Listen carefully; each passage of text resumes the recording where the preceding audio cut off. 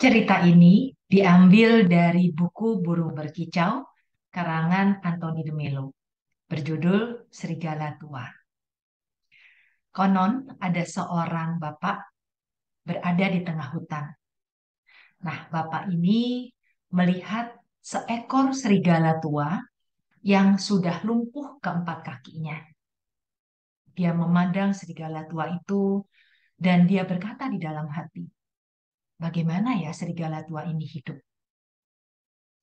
Tidak berapa lama, ternyata ada seekor harimau yang membawa mangsa seekor kijang.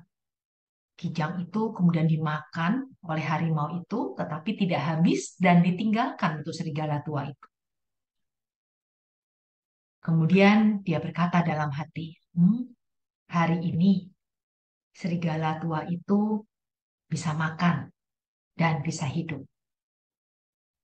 Lalu beberapa hari kemudian, dia mampir lagi dan melewati hutan itu dan dia melihat serigala tua itu ternyata masih ada.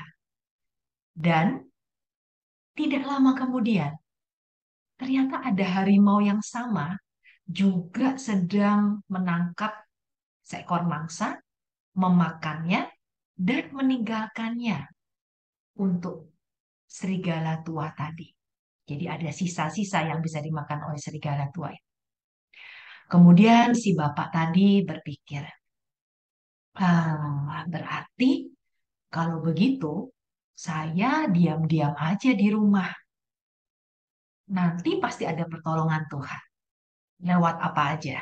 Dan kemudian dia berada di dalam rumah, terus dia menunggu ada seseorang yang memberinya makan dan sebagainya.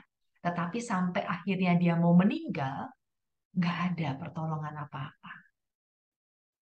Lalu dia dalam perjalanan sepanjang dia menunggu itu, dia berkata di dalam hati, kenapa ya serigala tua ada yang menolongnya? Kenapa saya tidak? Dan Tuhan menjawab, mengapa kamu ingin menjadi seekor serigala tua? Kenapa kamu tidak ingin menjadi seekor harimau? Nah, kemudian saya benar-benar merasa uh, tersentuh ya Bapak Ibu ketika mendengarkan cerita ini. Dan kemudian dibalik lagi di lembar berikutnya. Ada pertanyaan lagi. Seorang gadis sedang duduk kedinginan ya di sebuah ya di emperan toko lah kira-kira begitu ya. Ada seseorang bertanya, kenapa Tuhan membiarkan seorang gadis itu kedinginan dan mati? Pada saat itu Tuhan tidak menjawab. Tetapi di malam harinya ada jawaban dari Tuhan. Yaitu gadis itu sudah bertemu dengan kamu.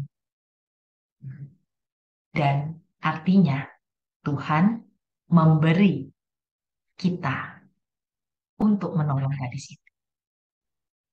Nah, mudah-mudahan dari cerita ini kita mulai berpikir dari perspektif yang berbeda. Jangan bertanya, mengapa saya begini, mengapa saya begitu. Kadang-kadang kita juga perlu bertanya, mengapa semuanya ini terjadi. Dan ketika ada pihak luar yang berhubungan dengan itu, kadang-kadang itulah jawabannya.